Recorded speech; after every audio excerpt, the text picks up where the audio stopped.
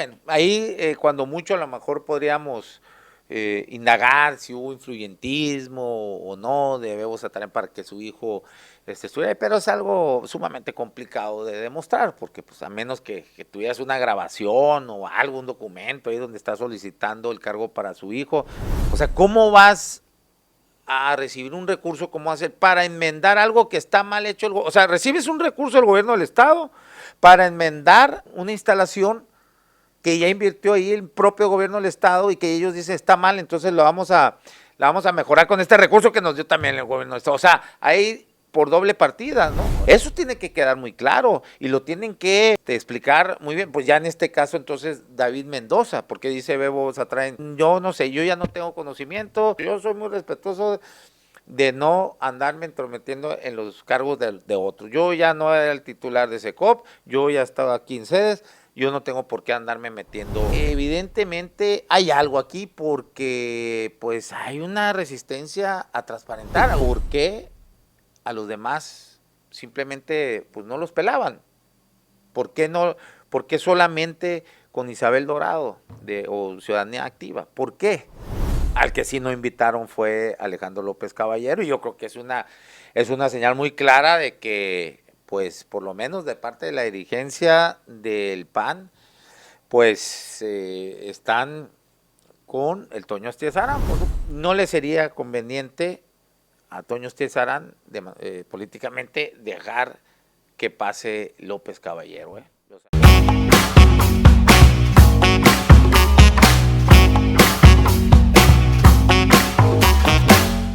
Bienvenidos a La Polaca con Aarón Tapia, el antro político donde lo único que no se degenera es la verdad, periodismo sin tapujos ni mordazas. Síganos en nuestras redes sociales, en mi Facebook personal, Aarón Tapia, en la página de Facebook Aarón Tapia Periodista, la cual los invito a que le dé like a la página para que siga las publicaciones que hacemos a diario y que les notifique estas transmisiones en vivo. También estamos en mi canal de YouTube, suscríbase y dele click a la campanita para que les notifique los videos que subimos a diario y que también les notifique estas transmisiones en vivo.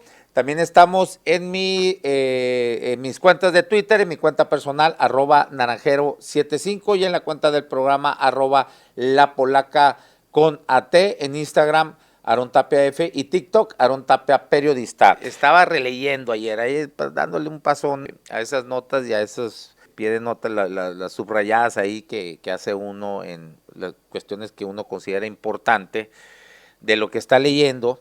Bueno, este es un libro donde Maurice Joly lo disfraza de una plática, un diálogo de filosofía política entre Maquiavelo y Montesquieu, tomando de base los libros, pues el libro del Príncipe de Maquiavelo y el de Montesquieu, donde habla de la separación de poderes en un Estado democrático.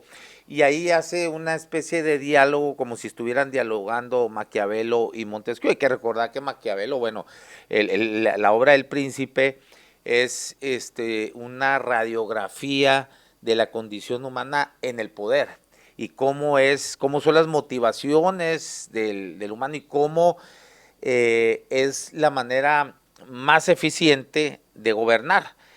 Dice Maquiavelo, siempre en pro del Estado para el beneficio de la ciudadanía, bueno, en ese momento le llama del pueblo.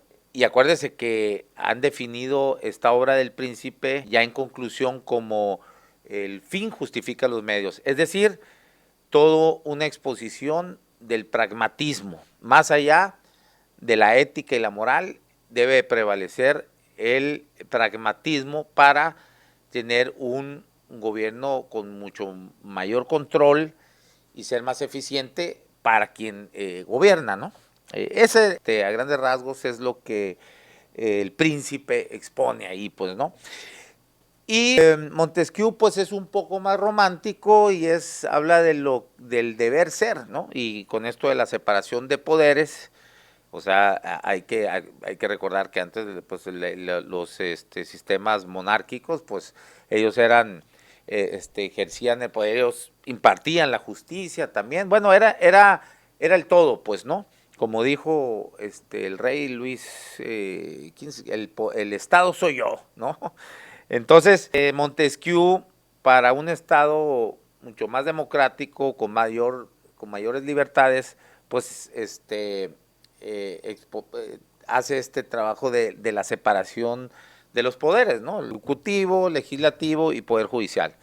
Y hemos dado cuenta, por lo menos en muchos países, sobre todo, bueno, vamos a centrarnos aquí en México, pues eso ha sido más que nada un romanticismo, porque en la realidad no es tal, no es al 100% esta independencia de esta separación de poderes. Siempre el Ejecutivo pues ha prevalecido sobre los otros dos poderes, el legislativo y el judicial. Y yo también aquí lo he expuesto, he dicho, siempre mientras tengamos un sistema presidencialista donde el poder ejecutivo es el que maneja la chequera y es el que reparte el presupuesto, aunque el legislativo es el que lo aprueba, pero el que tiene la chequera y el poder es el poder ejecutivo. Y súmele usted que, bueno, tiene las fuerzas de coacción, ¿no? Las instituciones policíacas, el ejército, en fin, la inteligencia. Pues bueno, siempre va a ser así, siempre va a prevalecer quien llegue, quien esté ahí, va a prevalecer el poder ejecutivo sobre el legislativo y el judicial. Es decir, no va a haber esa separación de poderes, esa independencia entre poderes, como románticamente pues se inscribe ahí en la Constitución y como lo planteó Montesquieu. Esa es la realidad. Entonces, y Maquiavelo, pues el Príncipe, pues es una obra emblemática del pragmatismo, ¿no? Como le dije. Entonces, pone Maurice Joly ahí entre un diálogo que, insisto, disfraza de filosofía política el contenido. En realidad era una crítica para el régimen de Napoleón, el autoritarismo de Napoleón. En fin, y digo, aunque es muy ingeniosa, está muy creativa la manera en cómo él trata de disfrazar esto, pues a final de cuentas acabó en la cárcel, acabó no, pues si no eran pendejos, pues no, imagínense Napoleón y luego tenía Talleyrand y Fouché, que Fouché, el idolazo, ese es el que se ve retratado, sí, Mario Fabio Beltrones, por ejemplo, él se siente un Fouché moderno, entonces imagínense, esos cabrones, tanto Talleyrand como Fouché, era el poder tras de bambalinas, esos transitaron de monarquía a la república con Napoleón. Cuando vuelve la monarquía, ahí siguen, se vuelven a acomodar y luego vuelve Napoleón y ahí seguían, ¿no? Ahí seguían estos. Entonces, bueno, eso es un simbolismo también del pragmatismo, ¿no? Bueno, el caso es que encontraba esto ayer, el día de ayer, a ver, y aquí se los leo, dice, quizás recordéis las normas que establecía en el Tratado del Príncipe para la conservación de las provincias conquistadas. El usurpador de un estado se halla en una situación análoga a la de un conquistador. Es decir, el que llega, rompe el statu quo del poder, pues es igual como si fuese y conquistara a otro país, como era, ¿no? En la antigüedad, los conquistadores, llámese un Alejandro Magno, bueno, en fin, el mismo Napoleón, hasta Hitler. Bueno, es una analogía, se encuentra en la misma situación, pues dice aquí Maurice, bueno, lo decía Maquiavelo en su obra El Príncipe. Entonces dice, el usurpador de un... bueno, eso ya lo leí. Está condenado a renovar todo, a disolver el Estado, a destruir la urbe, a transformar las costumbres.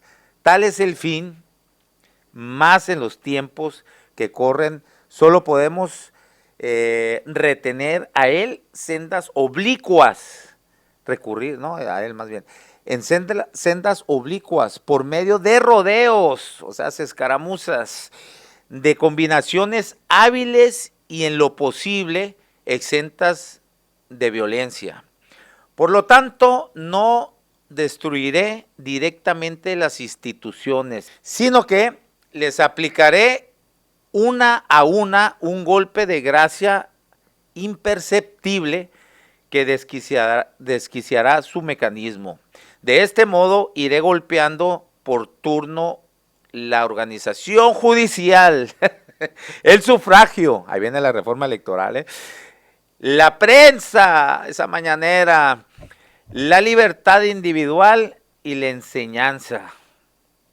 Bueno, por sobre las leyes primitivas haré promulgar una nueva legislación, la cual, sin derogar expresamente la antigua, es un principio, en un principio, perdón, la disfrazará, pero luego, muy pronto, borrará por completo. Bueno, yo he dicho muchas veces que la reforma judicial ni era la intención de hacer una reforma democrática, decir, es que se tiene que democratizar el poder judicial y el pueblo tiene que escoger a sus juzgadores. Pues eso es una o sea, ni es esa la intención, lo sigo sosteniendo, ni una reforma como tal al Poder Judicial. Esto fue una reforma electoral para el Poder Judicial, eso fue todo, porque ahí en esta reforma, bueno, quizás excluyendo lo que se hizo con el poder de la judicatura, que lo divide en Tribunal de Disciplina y el otro el Consejo Administrativo, es lo único que hay un cambio en lo estructural del Poder Judicial, ¿no? Ahora el Tribunal de Disciplina, bueno, pues va a estar enfocado a pues vigilar el quehacer de todos los empleados del Poder Judicial, incluyendo jueces, magistrados, y pues a sancionar, ¿no? Cuando haya motivo de ello. Y por otro lado, lo que es la administración. Y ya no lo va a presidir como era antes quien era el presidente o presidente en turno de la Suprema Corte de Justicia de la Nación, pues presidía el Consejo de la Judicatura. Entonces eran como juez y parte, ¿no? Bueno, quitando eso, todo lo demás está intocado. Entonces, eso de que va a haber una justicia pronta y expedita con esta reforma, pues no hay elementos para ello, porque no fue, la reforma no toca en ese sentido nada en lo estructural, ¿no? Entonces, esto fue todo una habilidad política de López Obrador, decir cómo erradico todo ese statu quo que viene del pasado, así como lo recomendaba aquí Maquiavelo al príncipe, cómo vas a barrer con todo eso, porque el Poder Judicial, los poderes judiciales aquí y en cualquier parte del mundo siempre han estado relacionados con las élites, eso no hay duda. Y teniendo la película completa de lo que sucedió en Brasil, cómo fueron socavando a esos gobiernos de izquierda, primero comandado por Ignacio Lula y luego por Dilma Rousseff, que terminan aplicándole ahí un impeachment, la destituyen, y cómo fueron socavando ese poder, pues por medio del poder mediático y el poder judicial. Sin más, el poder mediático que siempre está en manos obviamente de la derecha, de las élites, porque pues son los que tienen el dinero para tener medios de comunicación, y el Poder Judicial, lo decíamos, siempre relacionado con las élites políticas y financieras del statu quo. El poder mediático López Obrador lo tenía completamente resuelto con su mañanera. Vimos la mañanera cómo marcaba la agenda todas las mañanas desde ese púlpito, y el poder mediático pues no le hizo ni cosquillas para nada. Eso pues ya lo hemos hablado mucho, ya está muy hablado ese tema, pero bueno, había que el Poder Judicial, que estaba, fíjense, nunca por lo menos no me voy a ir tanto hasta acá, por lo menos de Carlos Salinas de Gortari, pasando por el golpe a la Suprema Corte que dio Ernesto Zedillo, que de 23 magistrados que eran los deja en 11 y pone obviamente a los que él quiso, y ahora criticando, ¿no? De plano no tienen vergüenza estos cabrones, pero bueno, está bien, se valen de la memoria corta, pues, ¿no? De muchos, pero bueno. Y todo pasando por Fox, Calderón, el propio Peña Nieto, jamás hubo una resolución donde alguna política pública fundamental de esos gobiernos en turno, pues resolviera como una acción inconstitucional. Nunca, por una suspensión, jamás, siempre eran, la Suprema Corte de Justicia de la Nación, eran muy condescendientes con esos gobiernos, jamás se metieron en eso. Sí fueron muy progresistas en cuanto en el tema, en el rubro de los derechos, de derechos humanos. Hubo mucho avance, en eso sí. Pero en lo otro fue sumamente conservador. Siempre había un buen entendimiento, consentimiento a esos gobiernos en turno. Y ahora cuando llega López Obrador, pues resulta que por todo le daban oiga, hasta la ley de austeridad se la marcaban como algo inconstitucional, pues no me jodan, ¿no? Y así muchas, y obras, y bueno, en fin. Pues dice, bueno, hay que erradicar todo ese statu quo que fue construido, que fue formado desde los pasados regímenes. Se inventa esta reforma electoral para el Poder Judicial, y como dice ahí Maquiavelo, pues hay que hacerlo con habilidad y o de manera oblicua, con escaramuzas. Y bueno, pues dice, va a ser, vamos por democratizar el Poder Judicial. Bueno, y ya ve todo lo que sucede. Ya el 40% de los cargos se votaron en esta elección de este año, y el 27 se termina de votar por el otro 60% de los cargos. Ahora, no estoy haciendo aquí juicios de valor, como siempre lo he dicho, que si es peor, que va a ser mejor, pues eso el tiempo nos lo va a decir, o si va a quedar igual la cosa, eso el tiempo nos lo va a decir, pero lo que sí claramente, por lo menos yo veo, es esto que acabo de leer del Príncipe de Maquiavelo, que hay que derrumbar borrar las instituciones del statu quo pasado, deshacerlas, darles otra forma, en fin, y creo que es bastante notorio esto, ¿no? Bueno, por eso quería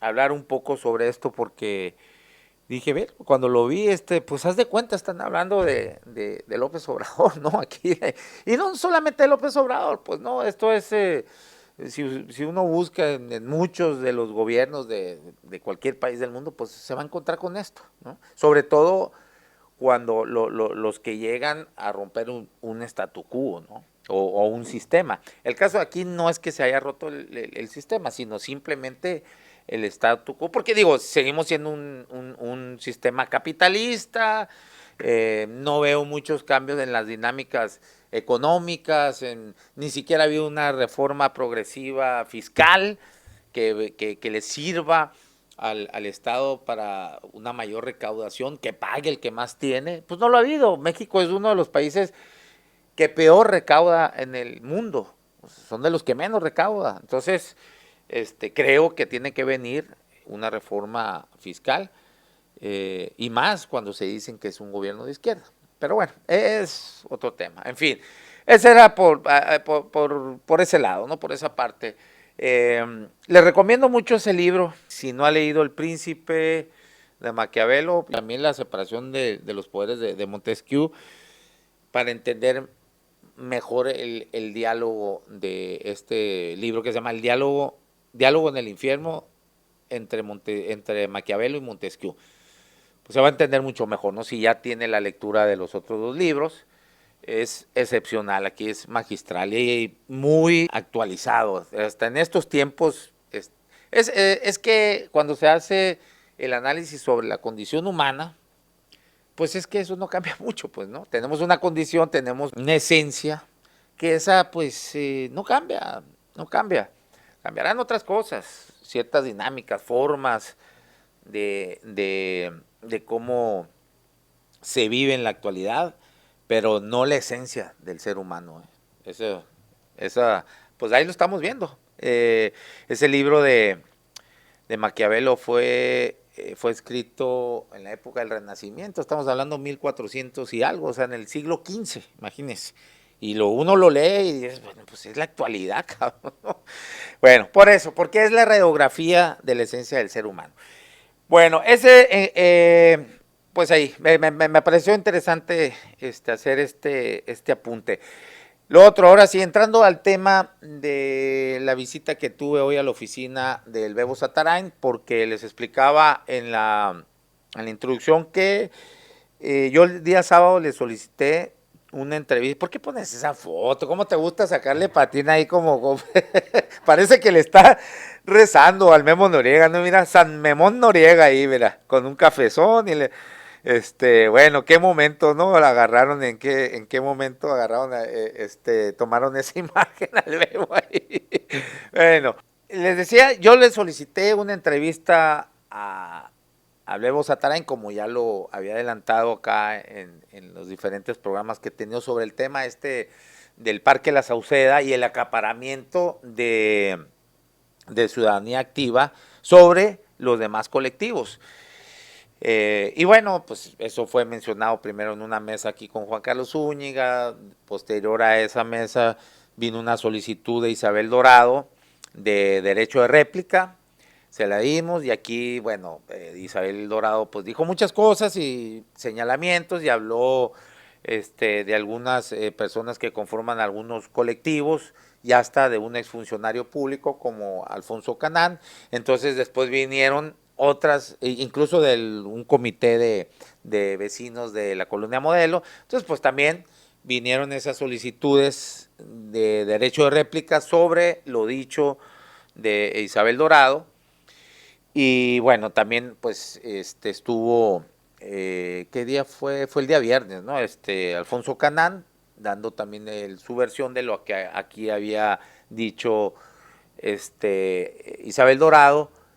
Y bueno, y fue más allá Alfonso Canán y señaló algunos actos de corrupción, según la versión de Alfonso Canán, de el Bebo Satarain cuando fue el titular de SECOP, porque Alfonso Canán él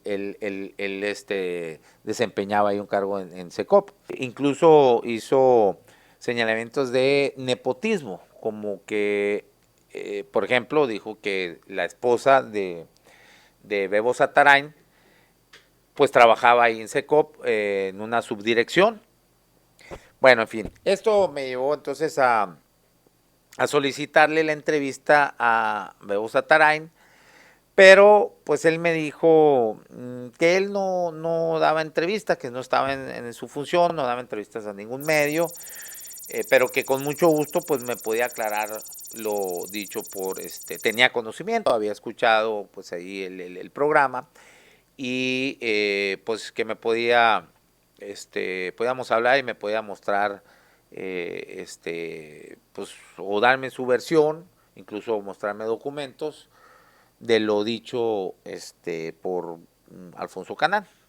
Bueno, el día de hoy fui a su oficina y me recibió, estaba también presente ahí Giovanni Dyke, que es un funcionario ahí de sedes, y también una mujer, Xochitl, híjole, no recuerdo el apellido, otra funcionaria de sedes también, que ellos estuvieron con Bebo Satarain desde SECOP, estuvieron con él en SECOP y luego se los lleva a sedes. No sé si cuando de SECOP se fue a la subsecretaría de gobierno, Bebo Satarain, si estos dos funcionarios también se fueron a esa dependencia con él, no sé, lo único que sé es que hoy están en SECOP, ¿no? Y están en sedes y antes estuvieron en SECOP bajo el mando también de Bebo Satarain.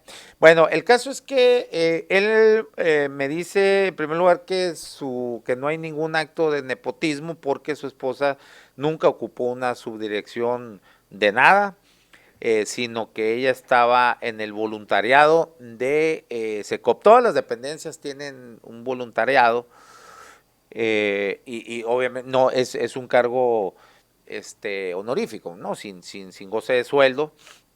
ayudan ahí en la organización en temas, en cuanto a temas sociales, y son coordinados todos por el DIF. Entonces, bueno, es lo que me dice Bebo Satrain, que entonces su esposa pues no tenía ningún cargo de nada, solamente era lo que les acabo de decir, un cargo voluntario, del voluntariado de SECOP. Y bueno, me dijo, eso es muy fácil de mostrarlo, pues ahí se puede buscar, se puede a ver dónde, qué cargo ocupó. Eso es lo que a final de cuentas, es lo que me dice Bebo Satarain. Sí, él también señaló a Alfonso Canán que su hijo era el director administrativo de la oficina del Ejecutivo del Estado. Me dice, sí, ahí está mi hijo trabajando, pero pues yo no, ahí cuál nepotismo, dice, porque yo nunca he estado en esa oficina, nunca he estado bajo mi cargo, él, bueno, pues él tiene ese cargo ahí, ¿no? Bueno, ahí cuando mucho a lo mejor podríamos indagar si hubo influyentismo o no de Bebo Satrain para que su hijo estuviera, pero es algo sumamente complicado de demostrar, porque pues a menos que tuvieras una grabación o algún documento ahí donde está solicitando el cargo para su hijo, de otra manera pues es imposible, ¿no? Pero bueno, es su hijo, ahí está trabajando en el gobierno del Estado. Canán hablaba de otros parientes con cuños y ahijados y, bueno, demás personas que están dentro del gobierno del Estado por influyentismo de Bebo Satrain. Bueno, eso es lo dicho. Bebo Satrain me dice, pues no hay nada de eso, en fin. En cuanto al recurso que desde la SECOP se le apoya a este colectivo de Ciudadanía Activa, que Ciudadanía Activa constituye una AC, Bosque Urbano, Bosque de Sonora, algo así, para poder bajar ese recurso de casi 4 millones de pesos. Aquí muchos de los activistas de los otros colectivos pues han señalado que era aún el titular de SECOP, Bebo Satrain, cuando ese recurso fue apoyado Ciudadanía Activa con ese recurso, pero me dice Bebo Satrain que él ya no estaba ahí, que él ya estaba en la subsecretaría de gobierno. Entonces, que cuando se le otorgó ese recurso a estos activistas, pues ya estaba David Mendoza. Entonces ahora lo que sigue es solicitarle una entrevista a David Mendoza, a ver qué es lo que me puede decir. Entonces me dijo, yo no sé nada de eso, no sé, yo no puedo hablar en dónde lo invirtieron, si está transparentado o no, porque yo ya no estaba en SECOP. Eso es lo que me dice Bebo Satrain. Incluso me enseñó ahí las fechas de sus nombramientos. Entonces, pues sí, pues parece que no coincide con lo que se ha dicho aquí, el señalamiento de algunos activistas y del propio Alfonso Canán. Se inició esa solicitud de apoyo y se empezó a tramitar cuando todavía era el titular, Bebo Satrain, pero ya una vez que se les entregó el recurso, ya Bebo Satrain estaba acá en sedes. Y pues sí, ahí sí tiene razón, él pues ya no le incumbe saber o mostrar cómo o transparentar de cómo se ejerció ese recurso, en dónde está, qué fue lo que se gastó. Entonces, bueno, aquí Isabel Dorado dijo que de ese recurso pues lo habían tenido que invertir en, en poner un nuevo sistema de riego por goteo, que porque el que había instalado SECOP pues estaba mal, o no les gustó, no sé qué chingos. Dijo, no, aquí Isabel Dorado, que me parece rarísimo eso, que le otorgan un recurso a una asociación civil para que reforeste ahí el Parque La Sauceda, un área del Parque La Sauceda, que sean específicamente ciertos rubros donde se iba a ejercer ese recurso, y que lo utilice esa asociación civil para enmendar o sustituir, de plano, no lo dejó en claro aquí Isabel Dorado, ese sistema de riego por goteo, que dicho por Isabel Dorado, pues estaba mal instalado o por lo menos a ellos no les gustó a Ciudadanía Activa. O sea, ¿cómo vas a recibir un recurso, cómo hacer para enmendar algo que está mal hecho? O sea, recibes un recurso del gobierno del Estado para enmendar una instalación que ya invirtió ahí el propio gobierno del Estado y que ellos dicen está mal, entonces la vamos a mejorar con este recurso que nos dio también el gobierno del Estado. O sea, ahí por doble partida, ¿no? Entonces, eso tiene que quedar muy claro y lo tienen que explicar muy bien. Pues ya en este caso, entonces, David Mendoza, porque dice Bebo Satraen, a mí ya no, yo ya no estaba ahí. Y a pregunta así directa que le hice, bueno, pero si invirtió yo no sé, yo ya no tengo conocimiento, soy muy respetuoso, así fueron sus palabras, ¿no? Yo soy muy respetuoso de no andarme entrometiendo en los cargos de otros. Yo ya no era el titular de SECOP, yo ya estaba aquí en sedes, yo no tengo por qué andarme metiendo ya en eso. Eso le corresponde a David Mendoza. Bueno, entonces, eso tiene que quedar muy claro porque pues eso, pues no, tiene que haber alguna observación. Él dice, Bebo Setarain, bueno, ahí me enseñó una auditoría del ISAF, donde no tiene observaciones, por lo menos por esas obras, que fue la primera etapa, pues, ¿no? Donde se invirtieron 7 millones de pesos, y dice, aquí está, me enseñó, no hay observaciones del ISAF. Entonces, pues lo que está diciendo, es decir, pues el sistema de riego por goteo pues estuvo bien instalado, ¿no? Porque si hubiera sido mal instalado, se tiene que volver a instalar o de plano volverlo otra vez. O sea, o se tiene que enmendar o de plano retirar todo el sistema y volver a poner otro sistema, ¿no? Entonces, eso obviamente hubiera generado ahí una observación del ISAF y por lo menos en el documento ese que me mostró de esa auditoría, pues no hay ninguna observación de parte del ISAF. Entonces ahí, si esto no fuese, pues está mintiendo Isabel Dorado y quiere decir que no hayan donde acomodar ese recurso en donde se invirtió, ¿no? Si uno va también a allá al Parque La Sauceda, pues de puros árboles que ellos plantaron, no llega, yo creo que ni a $1,000,000 lo invertido ahí.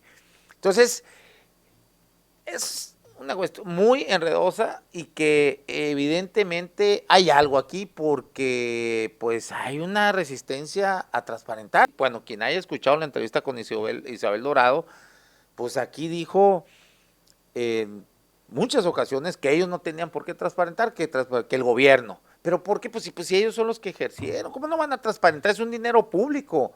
Qué fuerte eso, ¿eh? Si sí metieron ese dinero ahí, entonces aquí la cuestión también es algo, es un tema ahí grave porque se está invirtiendo de manera doble.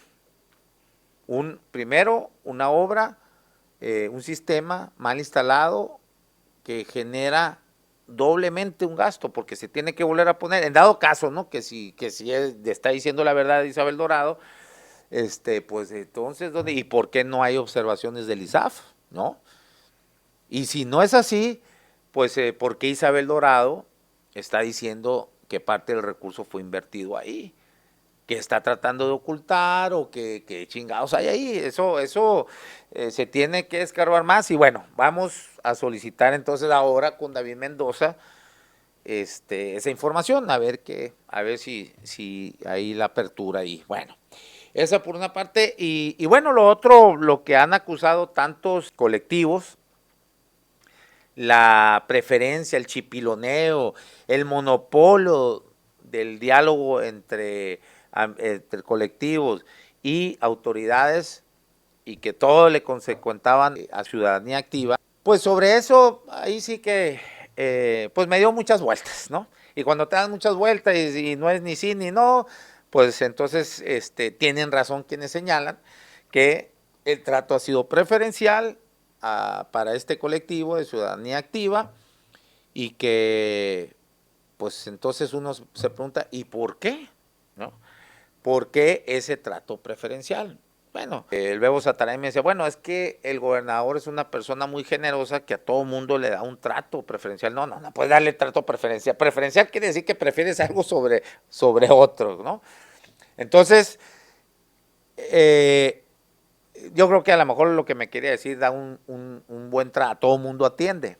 En cuanto a esto, pues nunca, no me dejó claro, dio vueltas, no me negaba que sí tenían un diálogo constante con ciudadanía activa, que trabajaron ahí muy de la mano con ellos, pero pues yo vuelvo a insistir, ¿y por qué a los demás simplemente pues no los pelaban?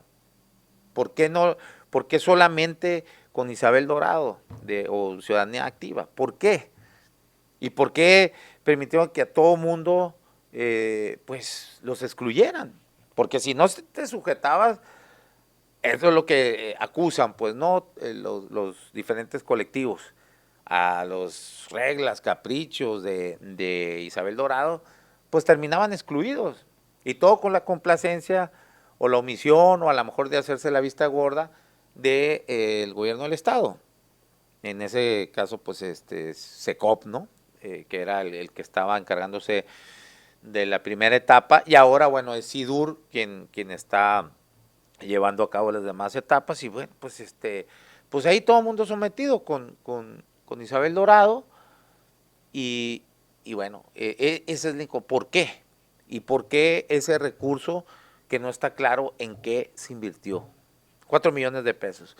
Que por ahí dice Alfonso Canán que fue más, que se les entregó más dinero, si no mostró ningún documento sobre eso, Alfonso Canán. Sin embargo, él dice que ahí está documentado en SECOP todo ese recurso. Insisto, cuando solicite esa entrevista con David Mendoza, o que por lo menos pues me pueda recibir en su oficina y me muestre esa información, pues ya sabremos, ¿no? Pero bueno, Canán dice que en total se le entregaron 10 millones de pesos al colectivo de ciudadanía activa, que no no han transparentado ese recurso, en qué se invirtió. Y eso fue, así a grandes rasgos, pues pues fue los puntos más importantes, ¿no? Del diálogo que hoy sostuve entonces con el Bebo Satarain y los otros dos funcionarios, que hablaron muy poco, ¿no? Hablaron muy poco, el diálogo fue más bien acá con Bebo Satarain, y bueno, ahí están las cosas, no, lo dejo muy en claro, no accedió a una entrevista porque él dice, no doy entrevistas a ningún medio, y pues no es mi función, en fin, yo considero que sí es parte de su función, porque es un servidor público, y si hay una controversia y si hay tanta gente quejándose de eso, pues yo creo que sí tendría que dar una explicación más amplia, ¿no? Al público, que lo escuchen, pero bueno, esa fue, tampoco puedo ni modo de agarrarlo y hacerle manita de coche y a punta de macanazos tráemelo, pues no puedo hacer eso. En fin, yo creo que entonces vamos a dejar el tema porque ese es interesante, y estaría bueno mejor entonces darle más tiempo al tema del cómo se está moviendo del lado del equipo de Toño Astiazarán, en esto, por ejemplo, de darle vuelo a Ramón Corral.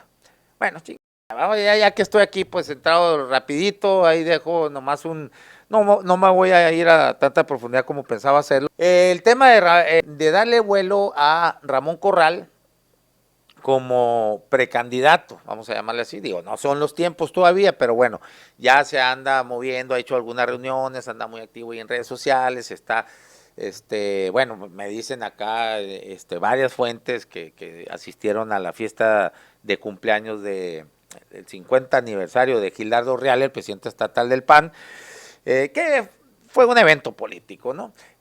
Donde pues ahí convergieron de las máximas figuras de la oposición, por lo menos del PRIAN, Javier Gándara, Ricardo Burs y Guillermo Padres. No estuvo presente Toño Estezarán, por ahí me informan que no fue premeditada la cosa porque él ya tenía una boda incluso fuera de la ciudad y que por eso no asistió. Al que sí no invitaron fue Alejandro López Caballero y yo creo que es una señal muy clara de que pues por lo menos de parte de la dirigencia del PAN pues están con el Toño Estezarán, por supuesto que es el máximo referente ahorita aquí en Sonora de la oposición, el alcalde de Hermosillo. Pues creo que muy claro el mensaje, ¿no? O sea, ¿por qué? Porque López Caballero, pues él ya tiene algunos meses ya, pues que se empezó a mover, que empezó a activar a su gente. El asunto con López Caballero, pues ya son varios meses que tiene, pues activando sus bases, yendo a las colonias, formando comités. No es que haya a lo mejor un enfrentamiento que haya causado algún enfrentamiento entre Toño Estezarán y el grupo de López Caballero, pues sí, obviamente que pues, no le pareció buena idea a Toño Estezarán. No creo que él tenga contemplado para que el candidato a la alcaldía pues sea López Caballero, porque Toño Estezarán creo la tiene muy complicada para ganar el 2027. Va a competir, no se ve otra figura que pueda competir por la gobernatura, pero es claro que la marca de Morena está muy pesada, incluso cuando se hacen las mediciones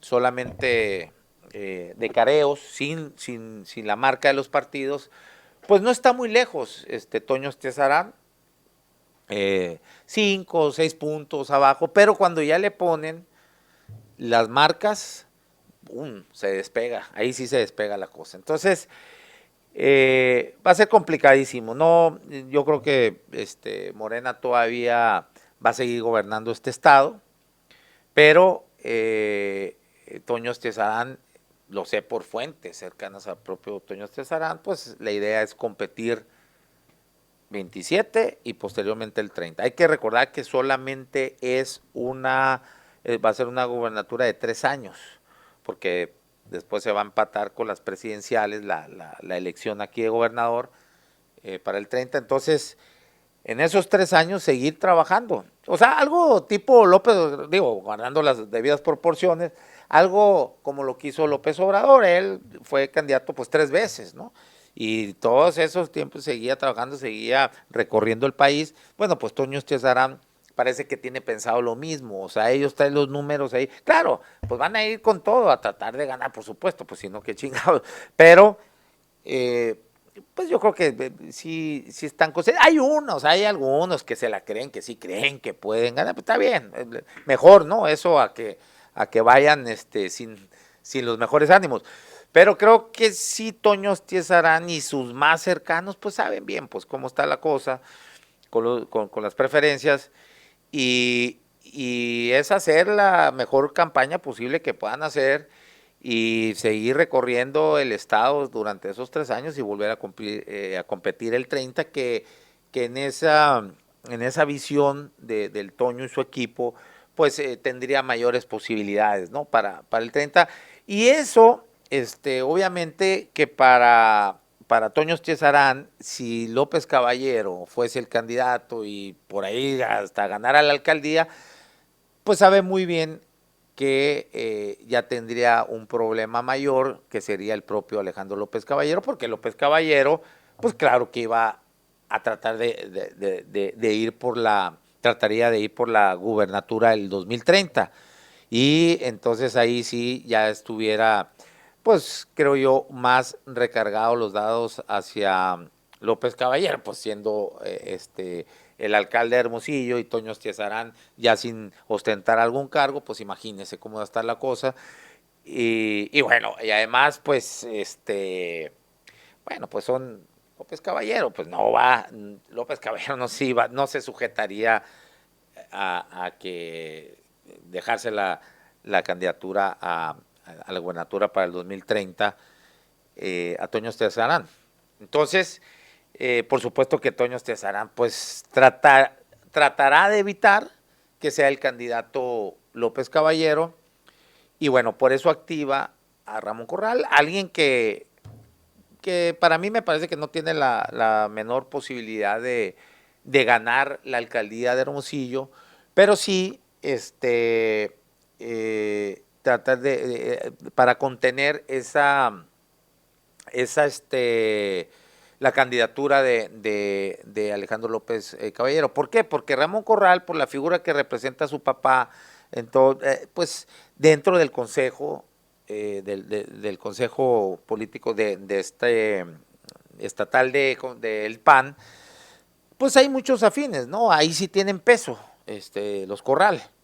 Entonces, ahí es donde se deciden las candidaturas, ¿no? Con el voto de ahí de los consejeros. Entonces, yo creo que esa parte la está activando Toño Estiezarán para eso, para debilitar la precandidatura de López Caballero. Yo creo, así, esa es mi lectura. También hay otro, a quien le gustaría, a mí me parece, dejar y que compitiera, de hecho, hablo de Toño Estiezarán, ¿quién le gustaría? Es Daniel García Escalante.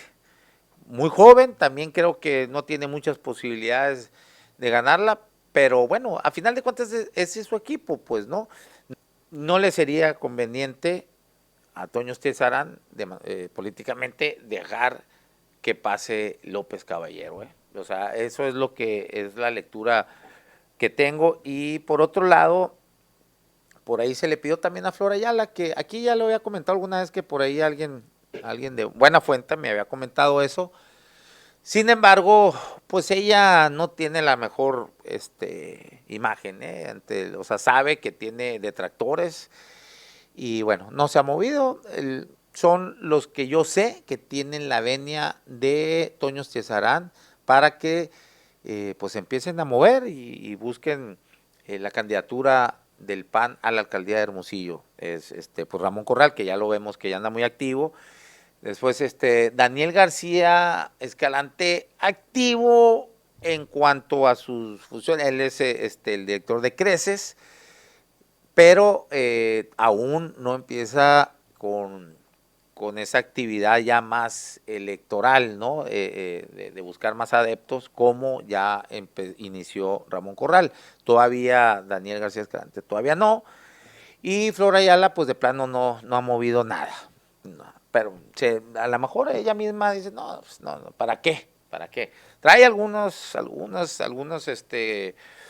confrontaciones ahí con gente, además pues para empezar, muy ligada con el PRIAN. Y bueno, creo que ella no, a final de cuentas, no va pues a tomar la decisión de promocionarse como una posible candidata a la alcaldía de Hermosillo. Eso es lo que tengo. Bueno, así está la cosa y bueno, sin más, hasta ahí la vamos a dejar hoy y mañana tengo otro derecho de réplica solicitado, también en este caso, activistas de Sauceda Power, que fueron mencionados por Isabel Dorado y que, bueno, quieren venir a dar aquí también su versión. Y yo creo que ahí vamos ya a cerrar ese capítulo de las solicitudes de derecho a réplica. Ya es mucho no puede haber tanto estarle dándole vueltas al mismo tema. Entonces, bueno, mañana, pero pues bueno, es mi obligación de todas maneras a quienes fueron mencionados darles el derecho a réplica. Y bueno, ahí entonces mañana vamos a tener a Raúl Vaca y Marina Sotomayor, activistas, integrantes de Sauceda Power, que también estuvieron haciendo labores ahí de trabajo de reactivación del Parque La Sauceda. y que bueno, pues ellos dicen también, bueno, ellos dicen, no, a nosotros no nos corrió ese cabrón de Isabel Dorado. Nosotros, a final de cuentas, decíamos, iban los sábados a hacer estas actividades, ellos se fueron al domingo y después, cuando reciben el recurso, dicen Raúl y Marina, de Sonora Power, dicen, no, ¿sabes qué? Hay que retirarnos de aquí porque ya no vaya a ser que nos quieran involucrar y todo esto. Entonces ahí cuando reciben ese recurso, los 4 millones para ciudadanía activa, es que deciden ya mejor retirarse de la labor de la sociedad. Pero bueno, ellos mañana nos van a estar profundizando más sobre esto y sobre lo dicho de Isabel Dorado en la entrevista que tuvo aquí. Bueno, muchas gracias. ¿Y de qué te ríes, Alexis? Pura risa. Ah, que no se querían coordinar. Bueno, así dijo, ¿no? Isabel, es cierto. Así dijo Isabel Dorado, es que no se querían coordinar con nosotros. Bueno, en fin, muchas gracias. Sí, es cierto, qué bueno que me acordaste. Bueno, muchas gracias. Nos vemos mañana a la 1 de la tarde acá en La Polaca con Aarón Tapia. Gracias.